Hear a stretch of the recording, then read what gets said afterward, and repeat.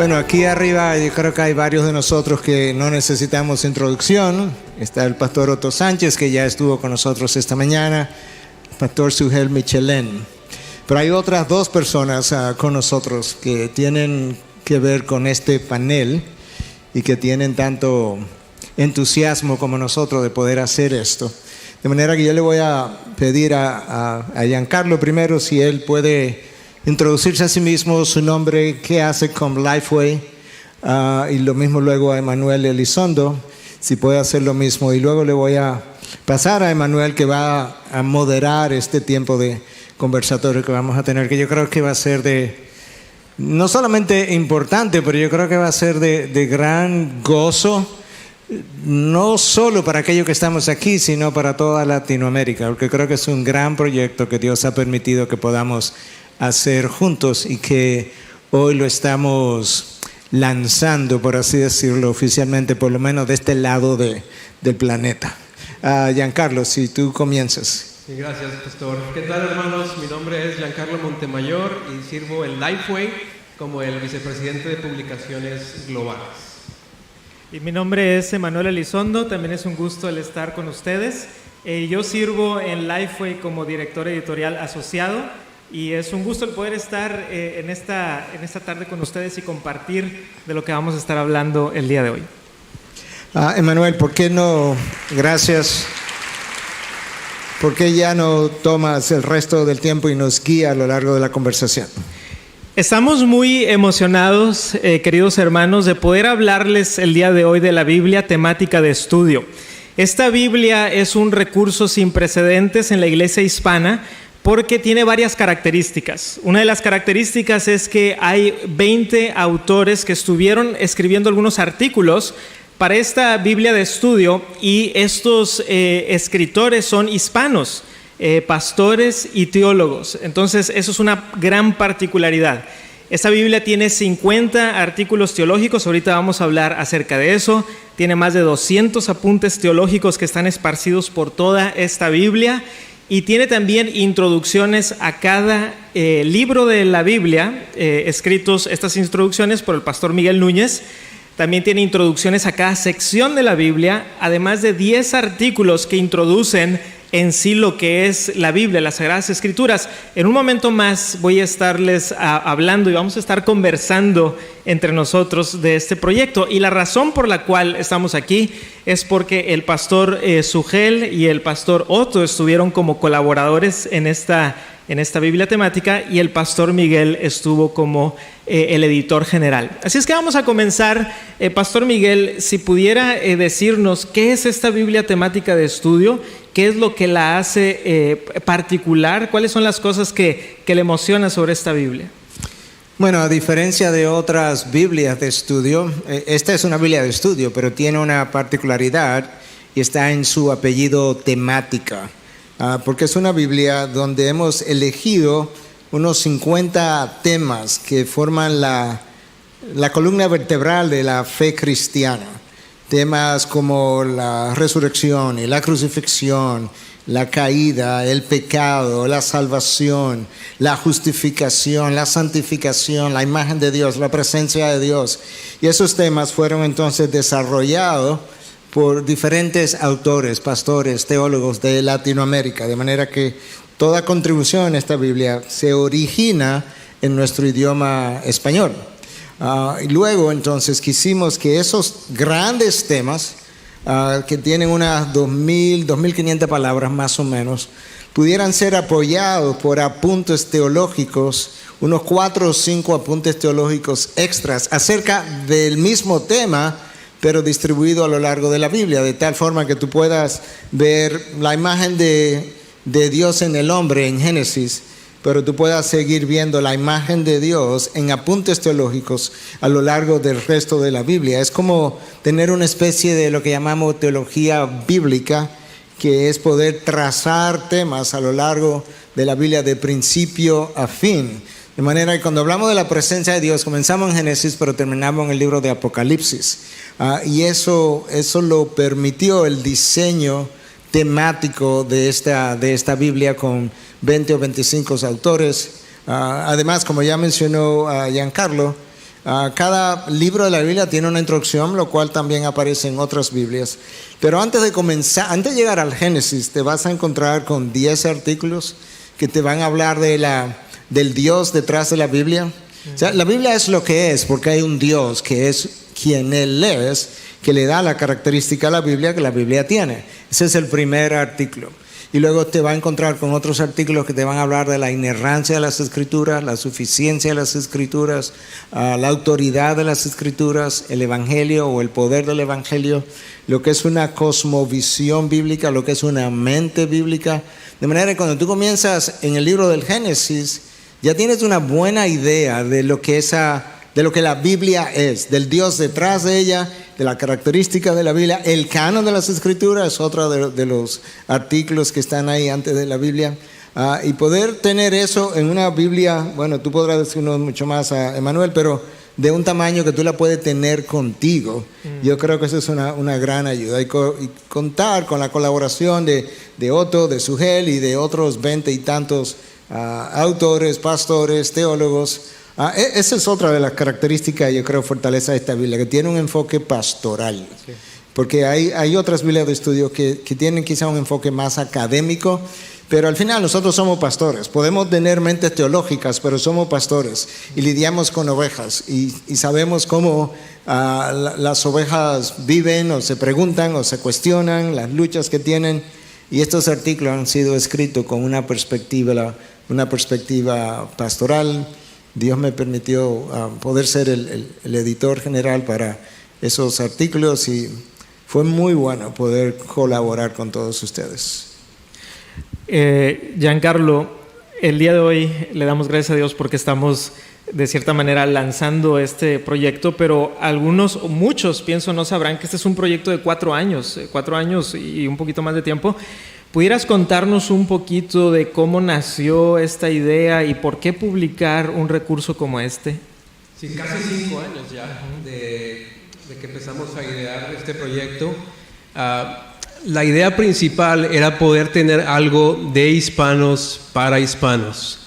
Nuestra compañía Lifeway, la editorial, nos ha distinguido el buscar voces hispanas y darles como esa plataforma a lo que Dios está haciendo en el mundo hispano. Creemos que las traducciones de libros son muy buenas y se ocupan, pero sí creemos también, y de hecho lugares como este, conferencias como esta nos muestran que Dios está haciendo algo grande en Latinoamérica y queríamos honrar eso también. Entonces queríamos una Biblia que fuera comentada y escrita por pastores hispanos que estuvieran preparados teológicamente, y ese fue un inicio. Recuerdo que hace 4 años estábamos en casa del pastor Miguel, me parece que también Sugel y Otto y algunos más conversando, orando e ideando de cómo podemos llevar a cabo esta obra, y bueno, hoy tenemos ese fruto, ¿verdad?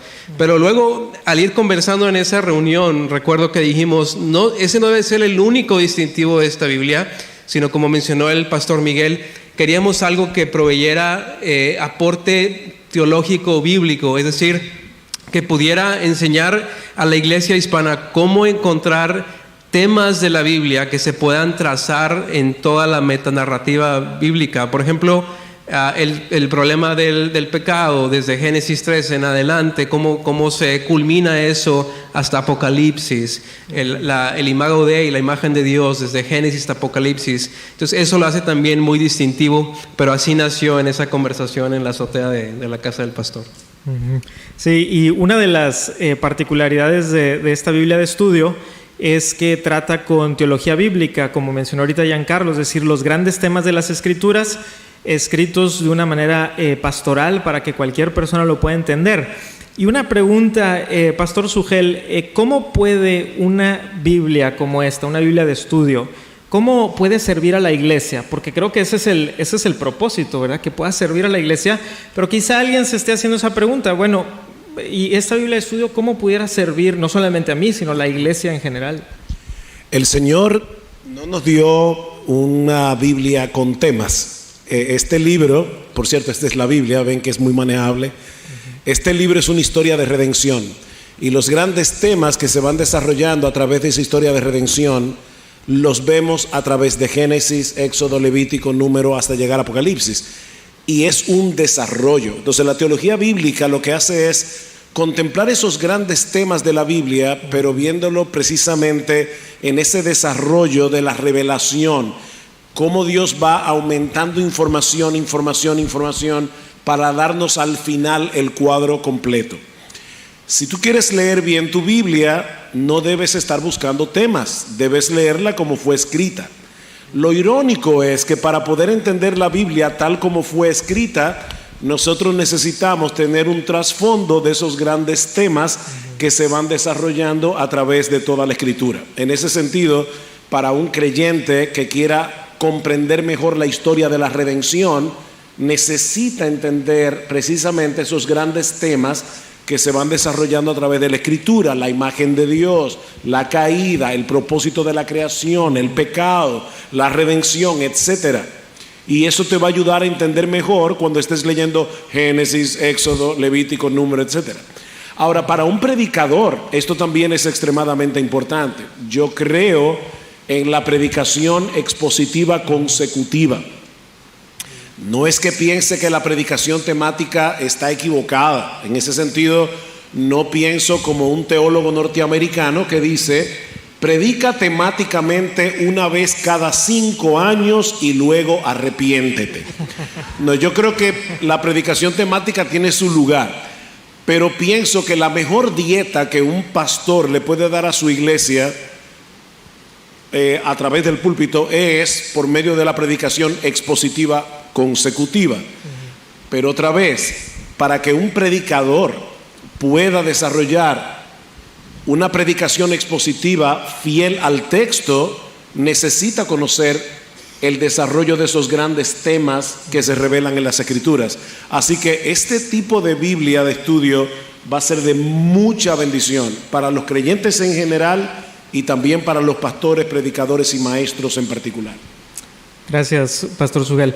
Hemos mencionado varias veces este término de teología bíblica. Pastor Otto, quizá haya alguien aquí que se esté haciendo la pregunta: bueno, ¿y a qué se refieren con eso?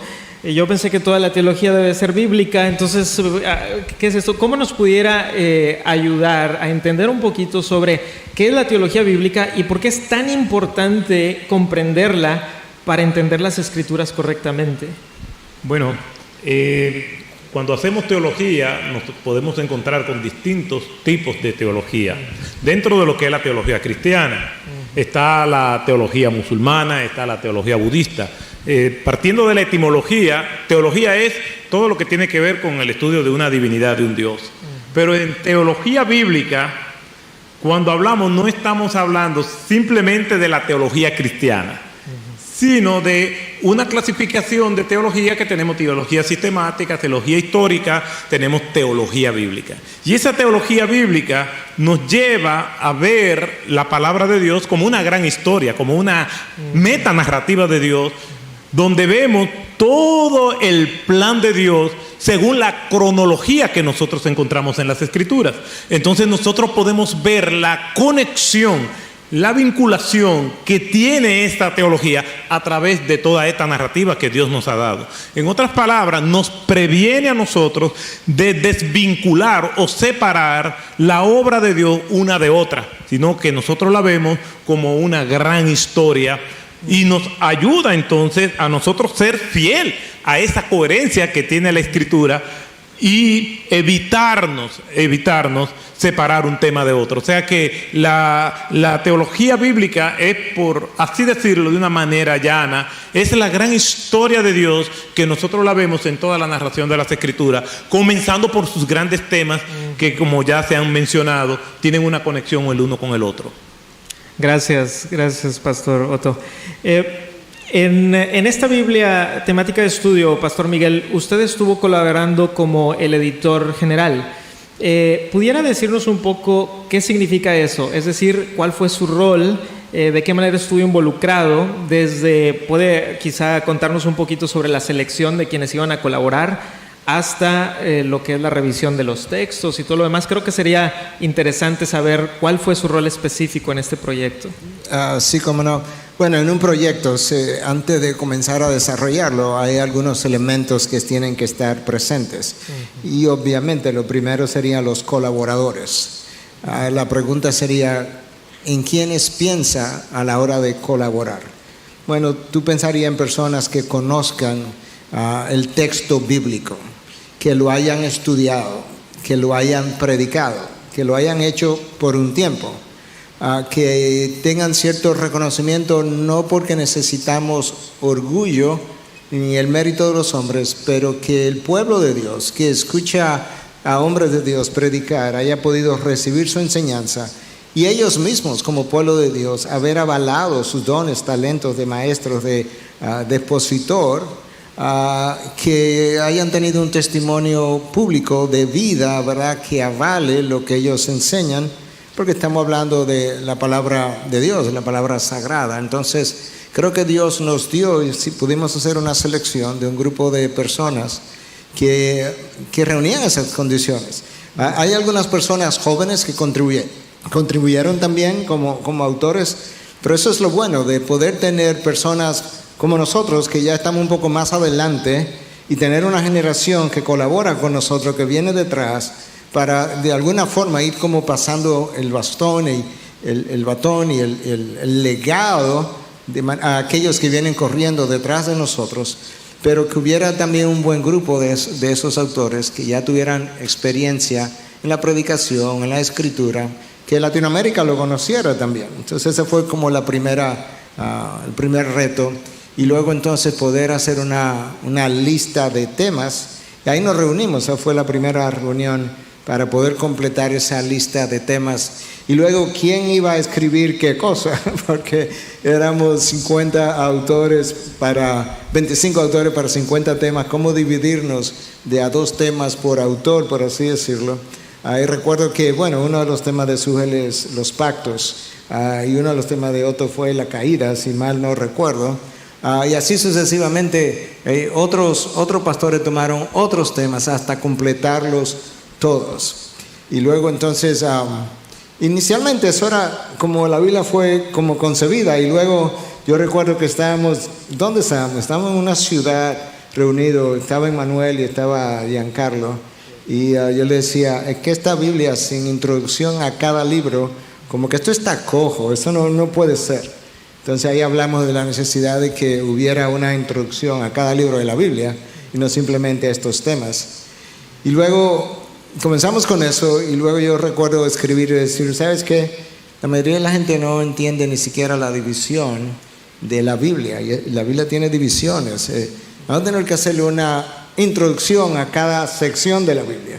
Entonces ahí surgió una introducción al Antiguo Testamento, luego una introducción al Pentateuco, los primeros 5 libros de la Biblia, luego una introducción a los libros históricos, luego una introducción a los libros proféticos, luego una introducción a los libros de sabiduría, y una introducción al Nuevo Testamento, y una introducción a los 4 evangelios, y una introducción a las cartas de Pablo, y una introducción a las cartas generales. Todo eso está ahí en esa Biblia, de ese tamaño como tú lo estás viendo. De manera que yo creo que va a ser una gran contribución. Y luego dijimos, pero la mayoría de la gente no sabe bien lo que es la Biblia, lo que es una palabra inerrante, infalible, suficiente. La mayoría de la gente no sabe incluso que la Biblia es así porque hay un Dios detrás de esa Biblia. Entonces ahí surgieron 10 temas que están ahí delante en la Biblia sobre estas cosas que yo creo que van a ser de gran iluminación. De hecho, anoche creo mi esposa ya comenzó a estudiar dicha Biblia, y yo estoy muy contento porque es un proyecto de nosotros los autores latinos, que yo creo que estamos mostrando que la iglesia latina viene madurando, que las voces y mentes teológicas en Latinoamérica vienen madurando, que hay gente que ya somos conocidos, no porque queremos tener nada de orgullo ni mucho menos, pero hay otros que necesitan ser conocidos y que comenzaron a formar parte de este proyecto. Gente que necesita ser oída o leída y forman parte también de este proyecto. De manera que yo creo que esto es como un trampolín en lo que es la historia de la iglesia latinoamericana, a poder tener una Biblia producida de esta manera. De manera que Gracias a Lifeway también por el apoyo y el endoso, y gracias a Sugel, a Otto. Y hay otros, bueno, Emanuel contribuyó también a esta Biblia, Giancarlo, tú contribuiste también, y Luis Méndez anda por ahí que también contribuyó, y muchos otros que ahora escapan a mi mente. Joselo, que va a predicar el sábado, también Joselo Mercado. Carlos Contreras, que va a predicar esta noche, también contribuyó. De manera que aquí tenemos algunos de los autores que ustedes van a estar oyendo y que luego van a estar leyendo. Y una de las cosas que a todos nos entusiasmó es que tú puedes andar con ella. Porque hay algunas Biblias que son excelentísimas, pero pesan. Necesita como un carrito para arrastrarla. Y son buenas porque tienen mucho material de información, pero nos gustó poder tener una Biblia manejable. Pastor Sugel, ahorita en el taller pasado usted citó ahí a un autor. Yo sé que a usted le gusta la lectura y le damos gracias a Dios porque tenemos buenas traducciones de autores ingleses, norteamericanos, de diferentes partes del mundo, y gracias a Dios por ello, estamos súper agradecidos. Pero ahorita se mencionó que los 20 colaboradores son hispanos. Entonces yo quisiera preguntarle a usted, ¿cuál es por qué publicar voces hispanas? ¿Por qué es eso importante? ¿Por qué debemos de, hasta cierto punto, buscarlo? ¿Cuáles son los beneficios de ello? Yo recuerdo cuando era nuevo creyente que se puso muy de moda hablar de una teología latinoamericana, y ese término a mí siempre me ponía nervioso, porque la teología es teología, no importa quién la haga. Ahora, es indudable que cuando se traduce un autor de otro idioma a cualquier otro, en este caso al idioma español, hay varias cosas que pasan. Primero, se pierde siempre en las traducciones. Gracias al Señor que tenemos buenos traductores y buenos libros que han sido traducidos al español. Y una de las cosas por las que yo doy gracias es por casas publicadoras como Lifeway, por ejemplo, porque yo recuerdo cuando yo era un nuevo creyente, conseguir un buen libro en español era de verdad casi buscar una aguja en un pajar. Pero ahora hay un montón de buena literatura que ha sido traducida. O sea que no estoy minimizando eso. Pero en las traducciones algo se pierde.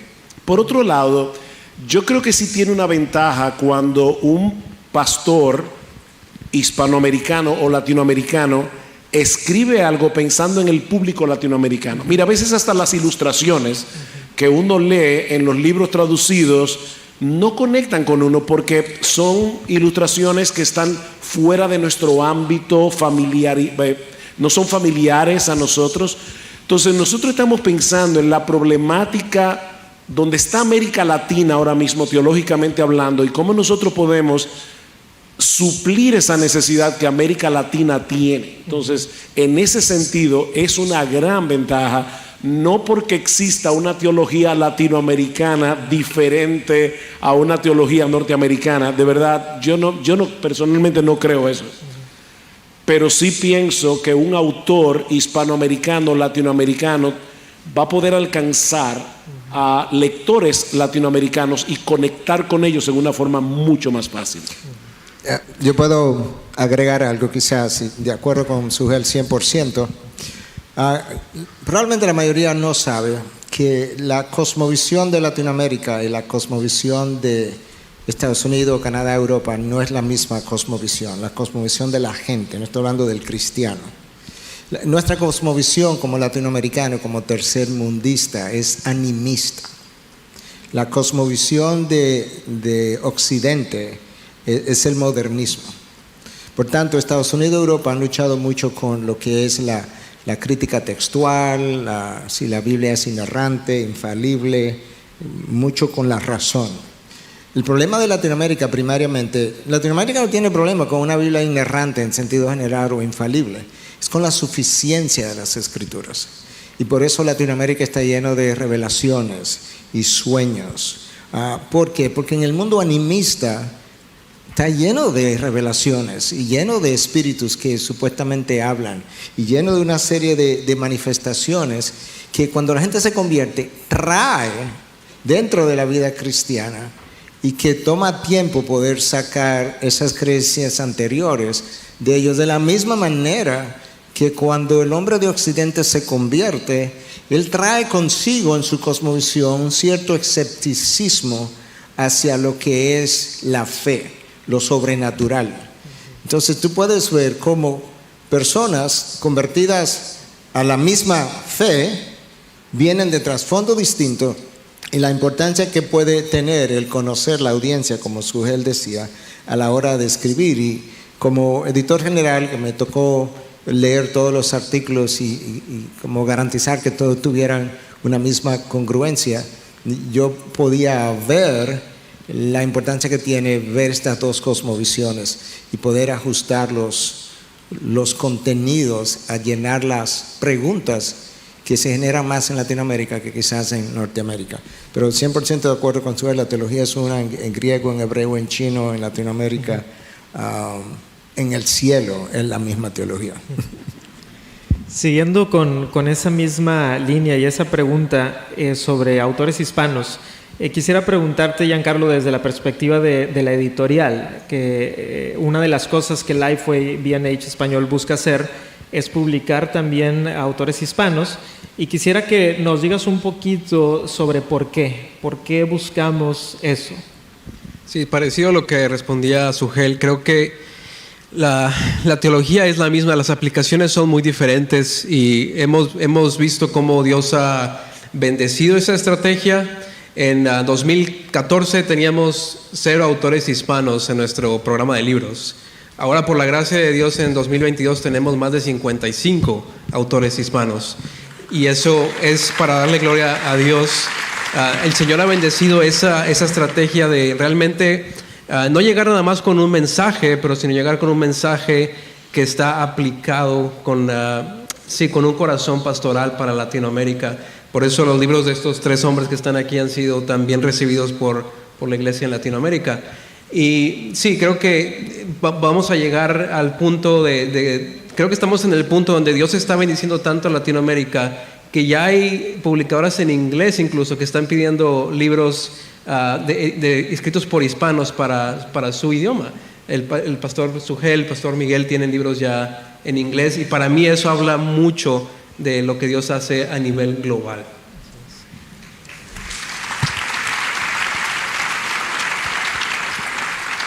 Una de las cosas que mencionó ahorita el pastor Miguel es que los colaboradores, la gran mayoría de ellos son pastores o están muy involucrados en la iglesia local.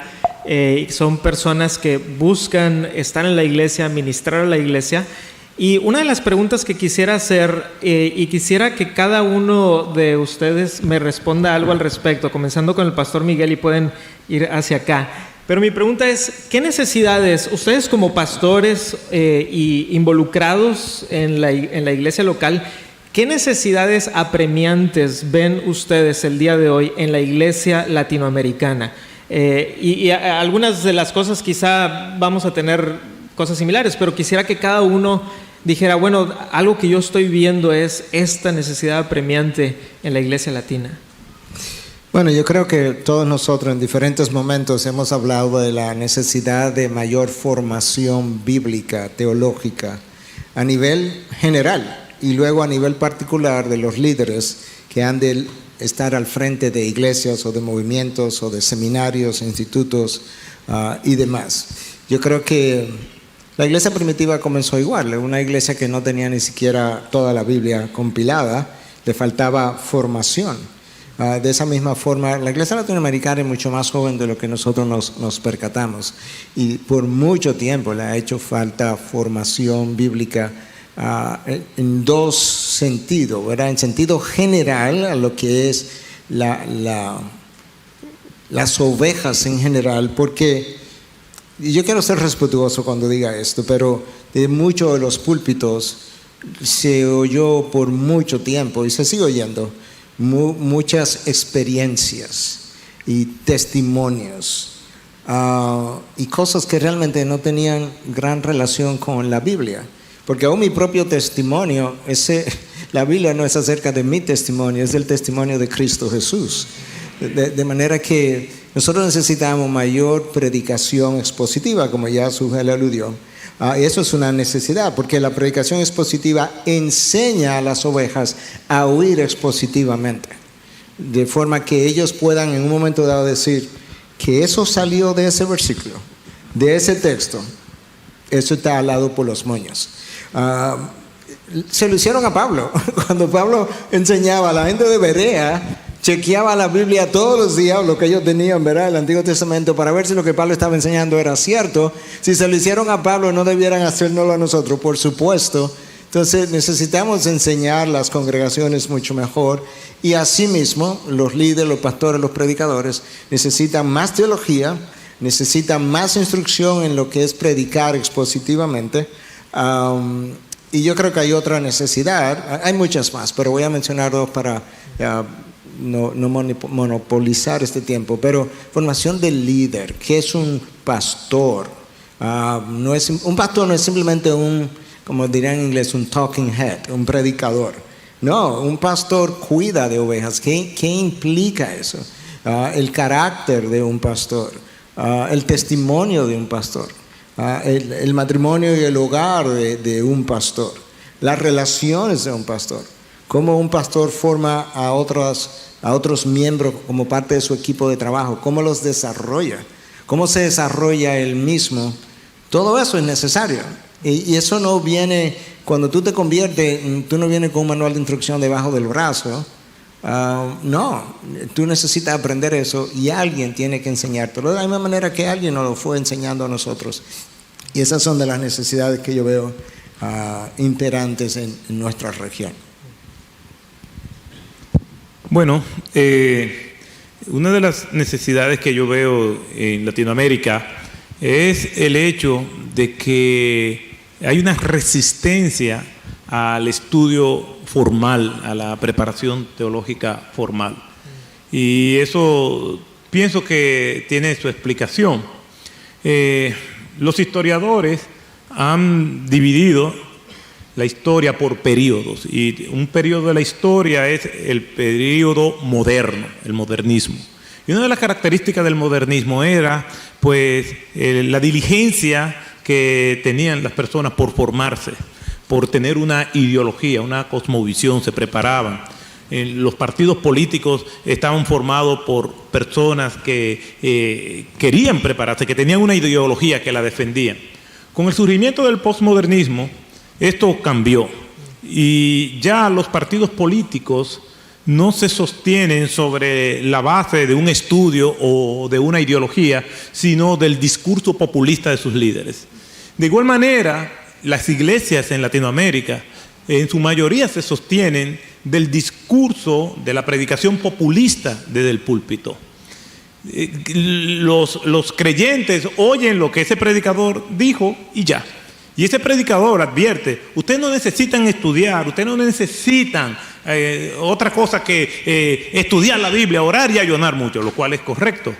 Sin embargo, cuando nosotros vamos a las Escrituras, vemos que Dios, para prevenirnos a nosotros mismos de orgullo, de arrogancia o de una centralización del estudio de la palabra, pues ha diseñado personas que nos instruyan. Cuando nosotros vemos ese memorable encuentro en Nehemías capítulo 8, donde el escriba Esdras leyó el libro de la ley de Dios desde el alba hasta el mediodía, tenía personas que ayudaban a entender el texto, traduciéndolo en algunos aspectos y otra vez poniéndole el sentido, ayudando a que esa gente pudieran entender. Y así sucesivamente. Vemos que Dios se vale de recursos para que nos instruyan. No podemos divorciarnos de eso. Y no tenemos excusa en esta generación porque Dios nos ha dado Biblia, nos ha dado autores, nos ha dado muchas versiones, nos ha dado muchísimos medios para formarnos, uno más asequible que otros, pero no tenemos excusa. O sea que es tiempo de que si queremos ver que Dios haga grandes cosas, nosotros tenemos que hacer grandes cosas por Dios. Y una de ellas es el estudio de la palabra. Sin eso no hay esperanza, hermanos. No hay otra forma de nosotros hacerlo. Y todavía, aunque hemos avanzado, tenemos mucho camino por recorrer todavía. De alguna manera u otra nos hemos alineado y hemos dicho, una persona que ora mucho, que ayuna mucho, una persona que se dedica a estudiar la palabra por sí sola, no necesita la asistencia, por ejemplo, como una buena Biblia de estudio, como estudiar en un seminario, como formarse, ya sea de una manera a través de la iglesia local o buscar un conocimiento mucho más amplio a través de un seminario. Pero los cambios no se hacen con personas ignorantes, los cambios se hacen a través del poder de Dios, pero por medio de la revelación bíblica y la precisión que nosotros podamos tener. Gentes ignorantes no solamente en el área teológica o eclesiológica han producido cambios. En toda cultura, en toda sociedad, los cambios se hacen con conocimiento. Así que si nosotros queremos honrar a Dios y queremos ver grandes cambios, tenemos que prepararnos, tenemos que estudiar, tenemos que desvelarnos, tenemos que sufrir para que nosotros podamos ver esos cambios. Entonces, hasta que no superemos eso, yo creo que no tenemos mucha esperanza, pero gracias al Señor que eso está cambiando, aunque nos falta un camino por recorrer.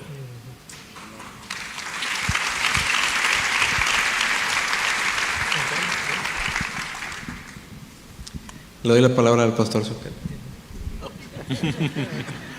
Aparte de lo que Otto y Miguel han dicho, voy a entrar en otro tema muy diferente. Una de las necesidades que yo veo particularmente en la iglesia en América Latina es la iglesia de América Latina. Y lo que quiero decir es lo siguiente: la eclesiología en América Latina es muy débil. Y yo veo cada vez más personas que profesan ser cristianos, pero no tienen el menor interés de pertenecer a la membresía de una iglesia local.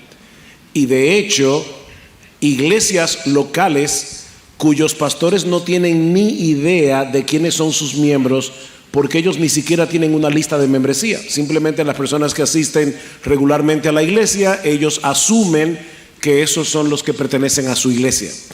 El problema con eso es que la Biblia en el Nuevo Testamento pone la iglesia local en un lugar muy alto, y eso lo vemos en el mismo Evangelio de Mateo. El Señor Jesucristo menciona la palabra iglesia en el Evangelio de Mateo 2 veces, en Mateo 16, en Mateo 18.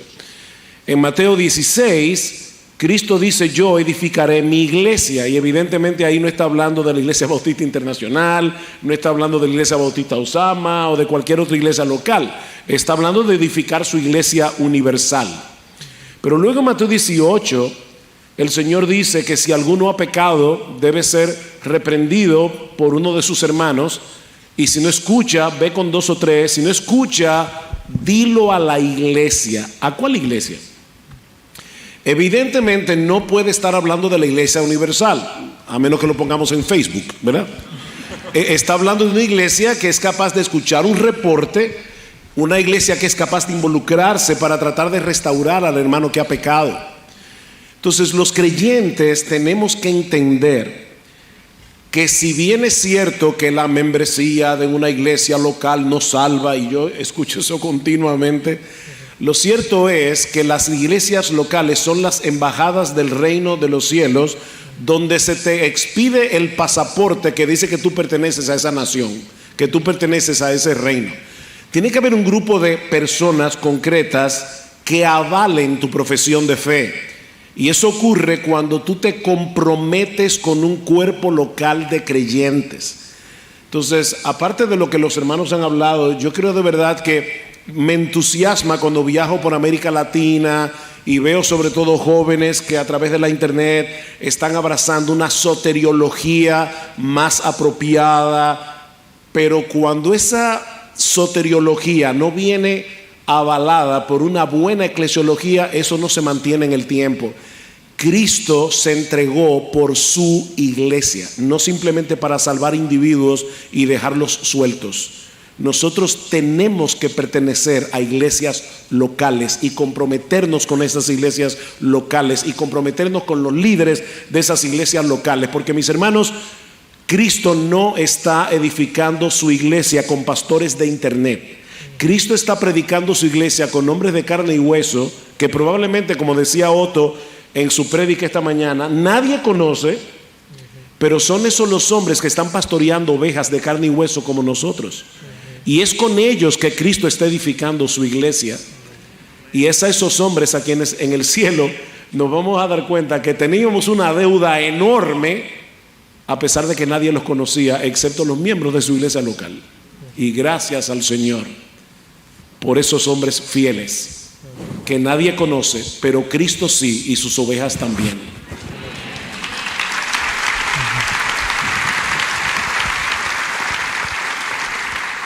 Pastor Miguel, quisiera hacer una pregunta similar a la que acabo de hacer, pero a la inversa. Quisiera preguntarle, porque ahorita hemos hablado de algunas de las necesidades apremiantes que vemos, y definitivamente vemos muchas cosas a nuestro alrededor en la iglesia que decimos, bueno, tenemos que trabajar en esto. Pero también quisiera que usted nos anime y nos diga, por el otro lado, ¿qué cosas ve usted, por ejemplo, en la iglesia hispana que le animan? Y que dice, bueno, gloria a Dios que es verdad que tenemos estas áreas de oportunidad, pero en esto Dios está trabajando y estamos viendo cambios. Entonces, ¿qué nos pudiera decir sobre cosas que le animan en la iglesia latina? Bueno, yo creo que es una buena pregunta, porque cuando hace un tiempo atrás tú hablabas de doctrina, mucho de lo que tú escuchabas era que la doctrina divide. Y que no me hable de doctrina, háblame de Jesús. Bueno, si no te puedo hablar de doctrina, no te puedo hablar de Jesús. Porque doctrina es una enseñanza. La palabra en el original, eso es lo que implica, enseñanza. De manera que cuando yo digo Jesús es el Hijo de Dios, eso es una doctrina. Entonces, como que había una alergia a las doctrinas. Y hoy en día, cuando viajamos, estamos cada vez más apercibidos de que hay un grupo grande de gente que quiere más enseñanza doctrinal. Una de las carencias de la predicación, Sujel hablaba, ¿verdad?, más tempranamente de la predicación expositiva, pero también la predicación expositiva tiene que ser doctrinal, tiene que exponer las doctrinas de la Biblia, porque luego yo me voy a mi casa y no sé exactamente qué es lo que creo y por qué lo creo. Entonces vemos cada vez más un pueblo más numeroso con hambre de buena enseñanza, con hambre de dame más, enséñame más de la Biblia, y eso es bueno. Yo creo también que hace unos años atrás había mucho más división,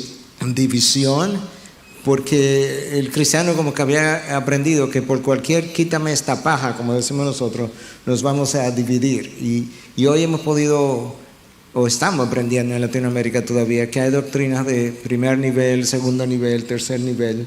Y aquí estamos nosotros, y no necesariamente Sujel, tú y yo quizás tenemos cada punto sobre la I y la T cruzada exactamente igual en teología, pero trabajamos juntos y estamos unidos. Y tenemos una misma teología general con puntos diferentes en aspectos secundarios y terciarios de teología. Latinoamérica no estaba preparada como para ver eso en el pasado, pero hoy lo ve. Y tenemos conferencias de este tipo y la podemos celebrar y podemos regocijarnos en eso. Tenemos una iglesia también, hablando de cosas que nos entusiasman, mejor conectada con nuestra historia, porque nosotros tenemos 2000 años de historia, pero nuestra mejor historia reciente es la Reforma, donde las cosas cambian radicalmente y Cristo vuelve al centro de la predicación, Dios vuelve al centro de la historia, la Biblia vuelve al centro de la vida de la iglesia, y ahora nosotros podemos tener una teología que es más afín a la teología reformada de esos hombres que revolucionaron el mundo. Y no necesariamente tenemos que estar de acuerdo con cada cosa que ellos enseñaron, pero es una teología que tiene una cosmovisión reformada del mundo de la vida de iglesia. Y yo creo que eso también es muy bueno verlo, porque por algo esas enseñanzas transformaron el mundo. Desarrollaron el mundo. Latinoamérica todavía no ha tenido una teología bíblica / o guión reformada del trabajo, una ética de trabajo. Nosotros necesitamos eso, porque todavía Latinoamérica tiende a ver el trabajo, y fuera de Latinoamérica también, como una maldición, cuando en realidad es una bendición de Dios el trabajo. Pero hay una manera ética de ver ese trabajo bíblicamente, de hacer ese trabajo, de hacerlo con excelencia, de hacerlo para la gloria de Dios, que vaya más allá del gloria a Dios, aleluya, del domingo. Entonces tenemos una iglesia en Latinoamérica que está siendo mejor conectada con nuestra iglesia a fin del pasado. Pues la iglesia no puede existir en un vacuum, en un vacío, desconectada de su historia, porque es una sola iglesia, es un solo pueblo con una sola historia. Y yo creo que eso es bueno verlo también. Pastor Otto, le quería preguntar un poquito sobre el uso de recursos. Ahorita usted habló un poco sobre eso, porque pienso que habrá alguien que pueda ver un recurso como la Biblia temática de estudio o algún otro recurso y que diga, bueno, ¿para qué una Biblia de estudio más? ¿O para qué, verdad? Y algunas de esas pueden ser preguntas legítimas, ¿verdad? Que alguien está haciendo, no necesariamente desde un corazón excesivamente crítico, sino que se está haciendo esa pregunta. ¿Cómo pudiera usted ayudarnos a entender la sabiduría detrás de el uso de un recurso y por el otro lado que es el uso de dicho recurso no tape o haga a un lado la prioridad de las escrituras, ¿verdad? Porque de ninguna manera estamos tratando de decir usa este recurso y no leas tu Biblia. No, queremos exaltar las Sagradas Escrituras por encima de cualquier otra cosa. Entonces, ¿qué pudiera decirnos sobre eso, sobre el uso de recursos en nuestra vida personal cristiana? Voy a introducir esta pregunta aludiendo al hecho de que cristianos de hoy en día, pensando en creyentes de los tiempos bíblicos, por ejemplo, viendo aquel tiempo como un tiempo idílico, con nostalgia, wow, si nosotros pudiéramos ver las cosas del pasado. Sin embargo, nosotros tenemos una serie de privilegios que ellos no tienen. Nosotros tenemos una accesibilidad a la verdad bíblica que ellos no tenían. Nosotros tenemos a nuestras manos libros y podemos ver por los medios electrónicos una serie de recursos que antes no había. Y eso es una gran bendición. ¿Por qué? Porque aún las personas que no saben leer ni escribir pueden escuchar y pueden conectarse y escuchar y ver buen contenido bíblico en distintas plataformas. Entonces, eso es una grandísima bendición que antes no había. Pero precisamente eso que es una grandísima bendición es un arma de doble filo. ¿Por qué? Porque vamos a ser juzgados por el grado de revelación y de accesibilidad que hemos tenido y que en muchos casos no se aprovecha. La globalización ha traído como resultado esa interconexión que hay en el mundo. Pero no es simplemente para meterse en YouTube y ver todas las cosas que uno ve o para las distintas plataformas de streaming que hay. No, también para la palabra de Dios. Y eso está al alcance de una manera gratuita. Quiere decir que nuestra mayor bendición es también una gran desventaja, porque al que mucho se le ha dado, mucho se le va a demandar. Y en ese sentido, nosotros tenemos que aprovechar los privilegios, porque como decía el tío Ben, grandes privilegios significa grandes responsabilidades. Entonces, realmente, hermanos, esto es una grandísima bendición. Ahora bien, nosotros, como tenemos acceso a la palabra de Dios, tener una Biblia, y no estamos simplemente promocionando una Biblia, claro que en un sentido la estamos promocionando porque entendemos que es un buen recurso, pero tener un recurso que sea una biblioteca ambulante, temática, eso es una gran cosa. Yo recuerdo que cuando yo comencé el ministerio, que escaseaban las Biblias de estudio, y yo tenía que ir a alguna conferencia, tenía que ir a estudiar, yo tenía que irme con mi Biblia y tenía que irme con muchos libros físicos. Y todos los que estamos en el ministerio, que tenemos mucho tiempo, saben lo que es eso. Y teníamos que irnos. Pero ahora nosotros tenemos una Biblia de estudio temática que aún para mí, que tengo muchísimos años en el ministerio y que me he pasado gran parte de mi vida estudiando, es de gran utilidad.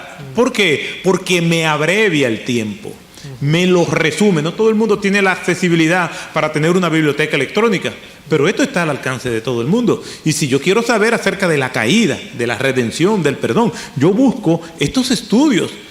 Y yo no tengo que tener mucha profundidad bíblica para poder entender el lenguaje en el que se ha escrito con un sabor hispanoamericano. O sea, que aunque un norteamericano o un alemán puede escribir eso, no tiene el mismo sazón que tiene esta Biblia de estudio. Entonces, eso nos da una gran ventaja. Estamos diciendo lo mismo, pero con un acento diferente. Entonces, eso es una grandísima bendición y que todos necesitamos. Y como decía anteriormente, yo cuando leo un buen libro, cuando yo leo una Biblia y me concentro en las notas, yo estoy tomando los cerebros prestados de alguien para yo nutrirme. Y eso requiere humildad. ¿Sabe por qué? Porque no solamente yo debo dar gracias a Dios por esa persona, sino que esa persona está bendiciendo mi vida con lo que Dios le puso en su corazón a la luz de su fidelidad al texto. Entonces, hermanos, yo creo que nosotros tenemos una oportunidad única, pero precisamente esa bendición es una advertencia a nosotros. O sea que tenemos que aprovechar toda esa facilidad, lo cual me indica que Dios todavía tiene planes con el mundo hispanoamericano. Porque si Dios nos ha dado todos estos recursos es porque todavía Dios quiere hacer algo en medio de nuestro pueblo.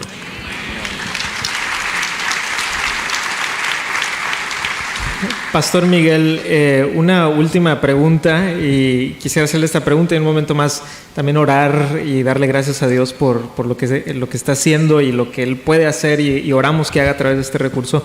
Pero una pregunta para usted: ¿alguna bendición particular sobre trabajar en este proyecto? Algo que en estos casi 5 años que ha sido este proyecto, que diga usted, bueno, una de las bendiciones particulares de trabajar en esto fue esta, por ejemplo.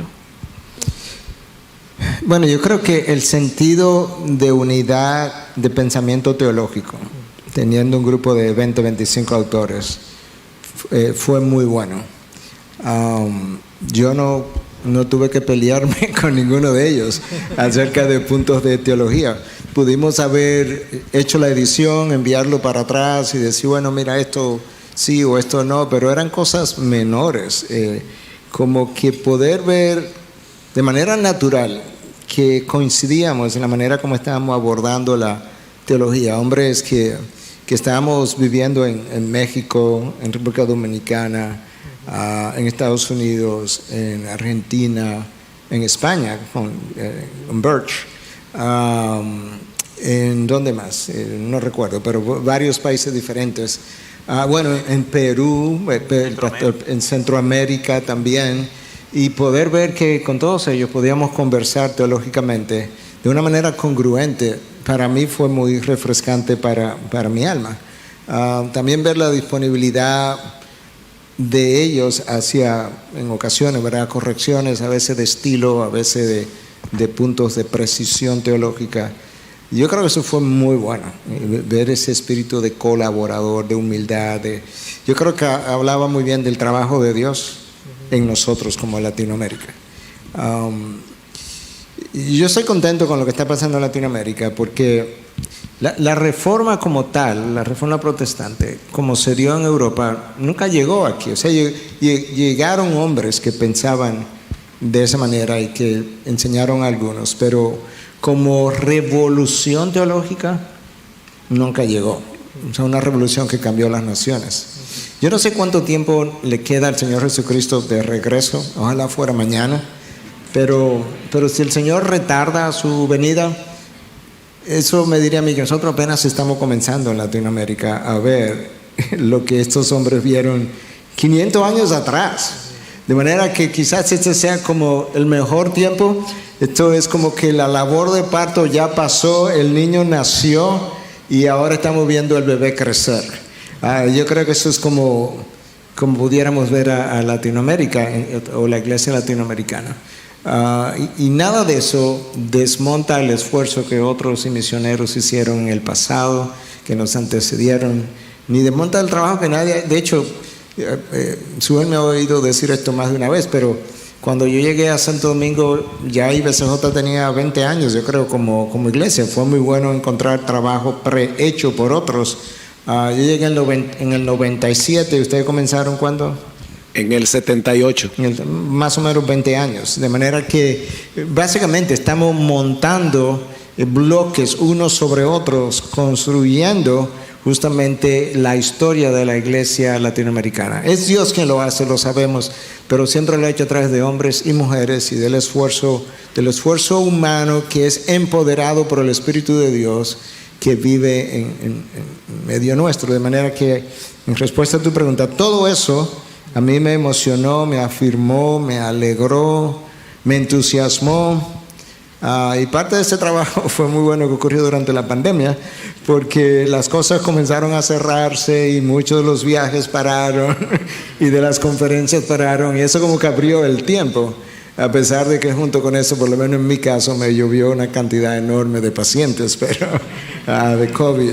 Pero Dios usó ese tiempo y fue un buen tiempo de reflexión, de manera que gracias de nuevo a Otto, a Suher, pero a aquellos que están aquí, ya mencioné algunos, pero hay otros que quizás nos están escuchando, que también colaboraron, que están en Centroamérica, que están en Perú. Mencioné al pastor Pepe Mendoza, que también colaboró en esta Biblia, y muchos otros.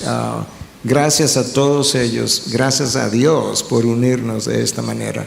Y yo creo que esta conferencia, esta y otras, son una evidencia más de la unidad que Dios está trayendo al pueblo evangélico protestante latinoamericano. A Dios la gloria, porque Él es quien lo está haciendo.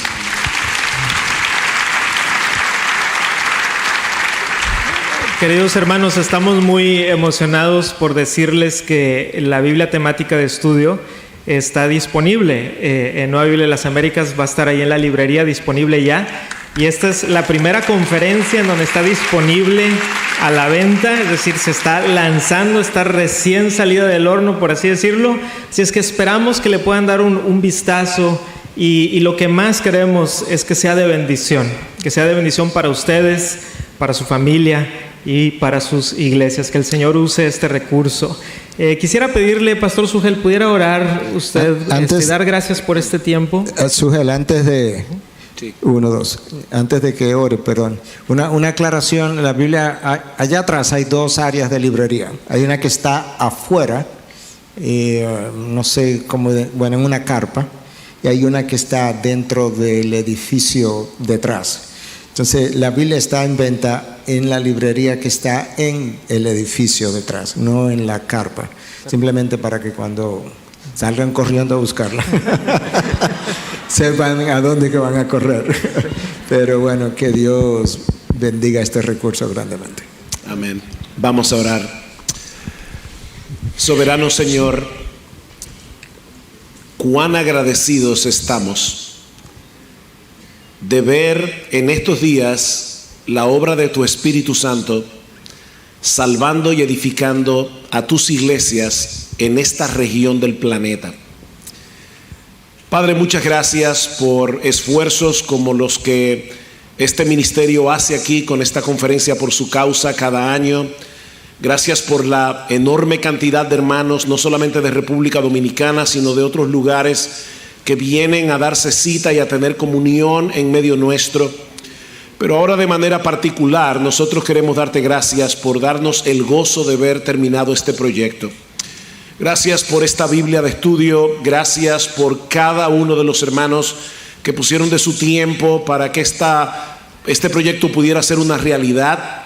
Pero ahora queremos ponerlo en tus manos, oh Señor, porque sabemos y estamos plenamente conscientes de que si no eres tú el que edificas la casa, es en vano el trabajo de los edificadores. Amén. Padre, usa esta Biblia de estudio para seguir nutriendo a tu pueblo aquí en Hispanoamérica, no solamente en América Latina, sino también en todo lugar donde se habla nuestro idioma. Nosotros queremos rogarte, Señor, que tu Santo Espíritu continúe usando tu palabra como una espada poderosa de doble filo para seguir haciendo tu obra, y que estas notas que se le han añadido a esta Biblia evidentemente no sean un sustituto de lo que tu palabra es, porque Padre, no hay nada que pueda sustituir tu palabra. Nosotros simplemente estamos queriendo ayudar a otros para poder entenderla mejor. Padre, ayúdanos a amar tu palabra, ayúdanos a amarla de todo corazón, Que nosotros podamos decir como el salmista que ella es lámpara a nuestros pies, que nosotros preferimos tu palabra a millones de oro y plata, que para nosotros es más dulce que la miel y que la que destila del panal.